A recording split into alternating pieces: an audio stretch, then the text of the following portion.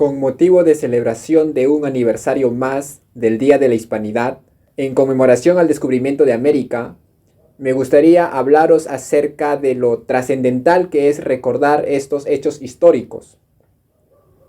Es imprescindible inmortalizar estos acontecimientos por la única y sencilla razón de que es precisamente gracias a la llegada de los hombres del Reino de Castilla que América, tal y como la conocemos hoy en día, pasa a formar parte de nuestra cultura occidental y por ende a ser heredera del legado de la antigua Grecia, de Roma, del Renacimiento, del siglo de oro.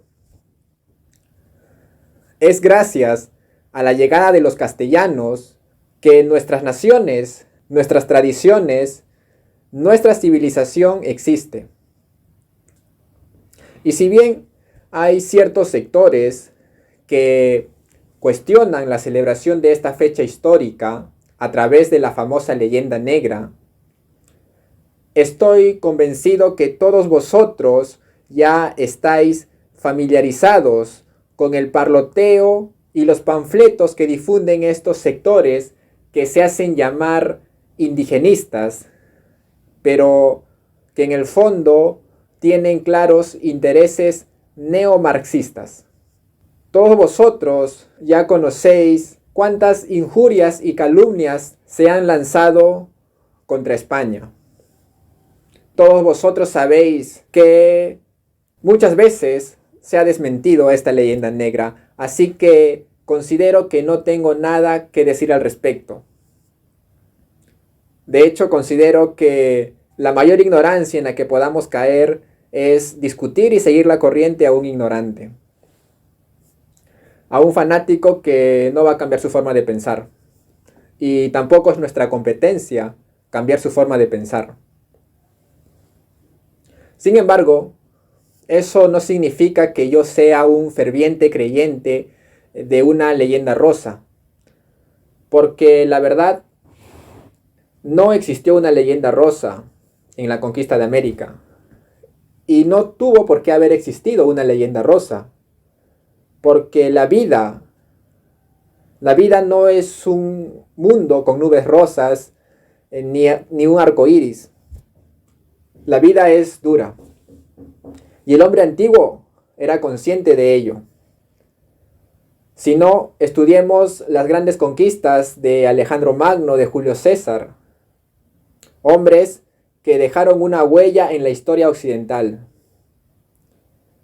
Y no solo conquistadores a nivel occidental, sino los propios samuráis, los turcos otomanos y los mismos pueblos amerindios, grandes imperios como el Inca y el Azteca, llegaron a ser lo que son por sus conquistas, que obviamente no fue color rosa. Ninguna conquista es color rosa. Y como digo, no tiene por qué ser una leyenda rosa. Así que se han cometido excesos, es obvio. Pero si España ha de responder por sus excesos, solo responderá ante Dios. Solo ante Dios se someterá. No ante sus enemigos, no ante la hipocresía mundial que vivimos hoy en día, de una élite plutocrática, de banqueros sionistas, que tienen como lacayos a estos que se hacen llamar libres pensadores, que en nombre de la democracia, en nombre de los derechos humanos, ellos sí pueden justificar la violencia, sí pueden justificar la invasión y la destrucción de un gobierno estable, como lo fue la Libia de Gaddafi, Irak de Saddam Hussein, o como lo están haciendo ahora con Siria, como lo hicieron con Afganistán. Ni qué hablar de estos que justifican ataques terroristas como las bombas atómicas sobre las ciudades de Japón en nombre de la paz mundial.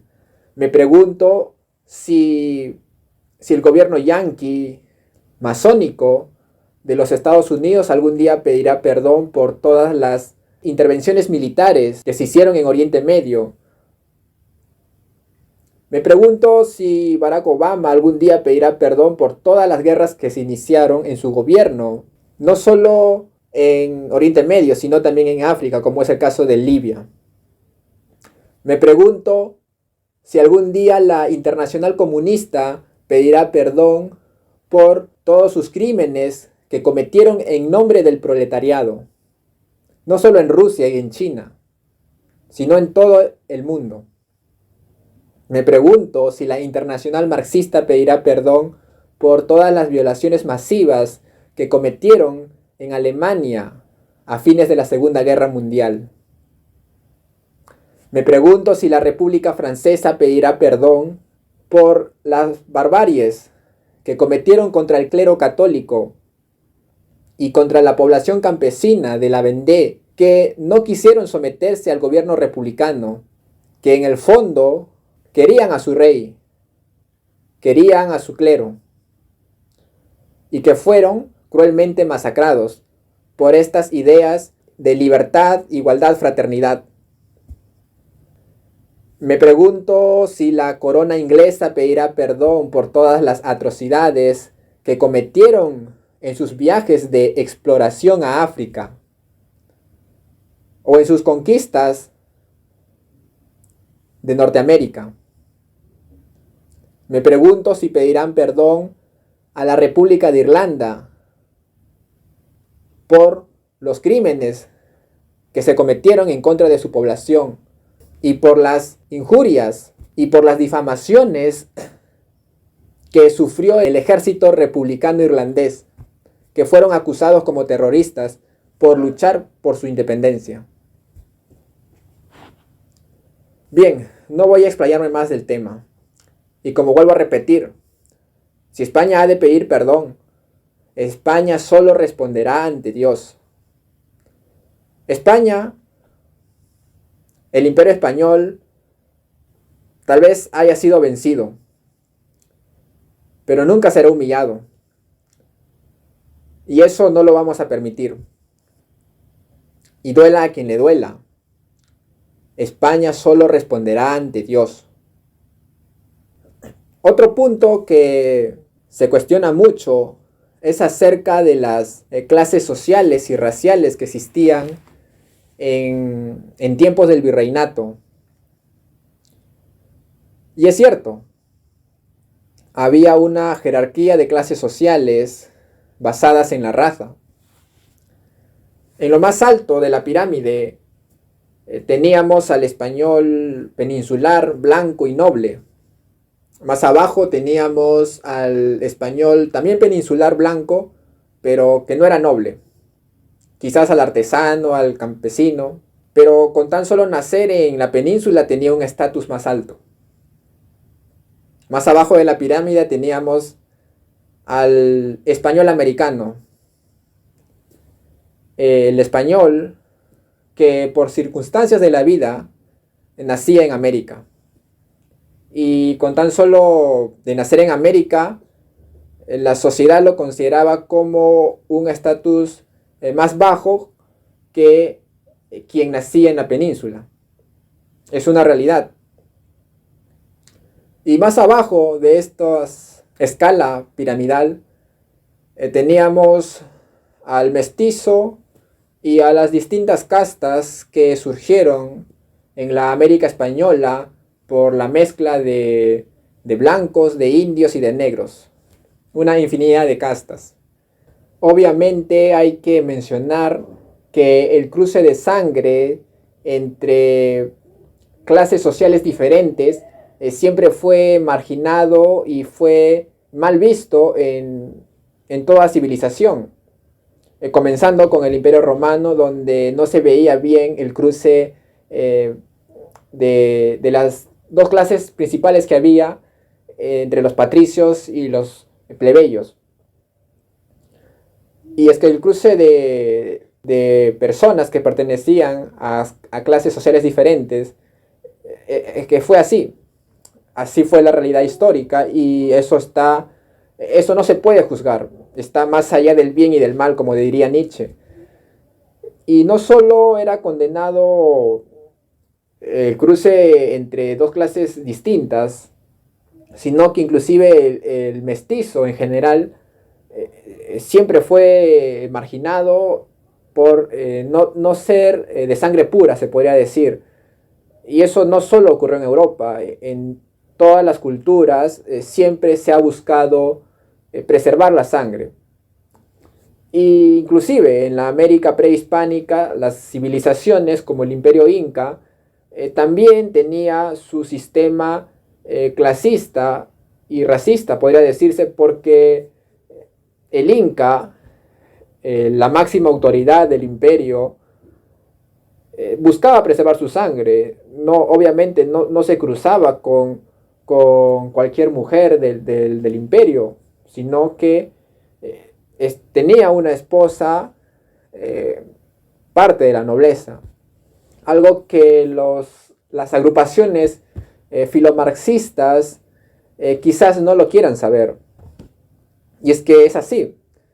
Las civilizaciones antiguas han sido de tendencia aristocrática, siempre con un marcado sistema de clases sociales. Y el Imperio Inca lo tenía en la parte más alta, como digo, el Inca, el soberano rey.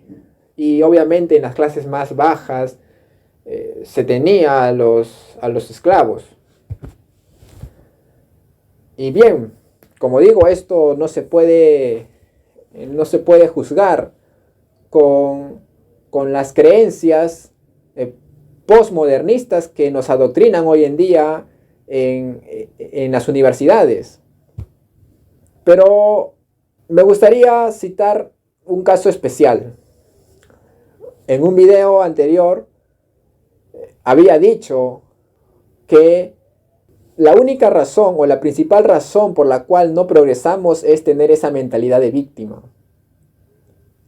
Algo que esta mentalidad de víctima está muy marcado aquí en América. Culpar de nuestras desgracias a todo lo externo. Y es que considero que las mentes superiores, los hombres superiores, que tienen un verdadero proyecto de vida, no tienen por qué ceder a este vicio, a este peligro de los peligros que es el victimismo. El Inca Garcilaso de la Vega, conocido como un gran escritor aquí en América, era de origen mestizo. Y eso no le fue pretexto para ejercer un proyecto de vida que tenía. No le fue pretexto para dejar su nombre en la historia y la literatura, no solo americana, sino también en la literatura española, porque es quizás el único mestizo que es parte de esa generación brillante de escritores que pertenecieron al siglo de oro. Así que podremos vivir en un ambiente hostil, en condiciones agrestes, pero eso no es pretexto para quedarnos con esa mentalidad de víctima. Probablemente muchos de nosotros en nuestros tiempos, si fuera marginado por su condición social o su condición o su raza mestiza, quizás se convertiría en un activista por los derechos humanos que vive lamentándose y quejándose de que es marginado, oprimido, y por culpa de esa marginación no es lo que quiere ser. Así que tenemos dos vías: o seguir el camino del Inca Garcilaso de la Vega, que a pesar de las condiciones agrestes supo salir adelante, o elegir el camino de la mediocridad, del conformismo, y convertirnos en un activista de los derechos humanos y decir que no somos lo que queremos ser porque vivimos en un mundo de opresores y oprimidos. Clásico ejemplo de la generación de cristal de nuestros tiempos, que se ofende de todo, que quiere todo rápido, sencillo, barato, que en fin, es una generación que se ofende de todo. Pero eso no existe en las mentes superiores. Recuerda, solamente pierde el que se ofende. Ahora me gustaría hablar acerca de lo que significa la hispanidad, porque considero que no hay un consenso establecido que defina exactamente qué es la hispanidad. Si bien en mi propia visión de la hispanidad solamente tengo un enfoque académico y cultural, me gusta mucho citar a José Antonio Primo de Rivera, un gran orador, político español, fundador de la Falange en la década de 1930, que alguna vez dijo en el Parlamento, cuando se debatía acerca de la autonomía de Cataluña, dijo al respecto: España no se caracteriza por ser una raza, ni por ser una lengua, ni por ser un acervo de costumbres, sino que España se justifica por su vocación imperial, para unir razas, para unir lenguas, para unir pueblos en un destino universal. España es así, ha sido varia y su variedad nunca se opuso a su grandeza. Si bien, por un lado, considero que es una utopía lo de la reunificación española, sí considero muy importante enaltecer nuestro pasado hispano, enaltecer que algún día fuimos parte de un gran imperio y que el Día de la Hispanidad representa una fecha trascendental en nuestra historia. Me gustaría despedirme con una melodía hermosa que la estuve practicando con la guitarra, una melodía que también le gustaba mucho al rey Carlos III de España en el siglo XVIII. Es la Marcha de los Granaderos, que posteriormente se convirtió en el himno oficial de España.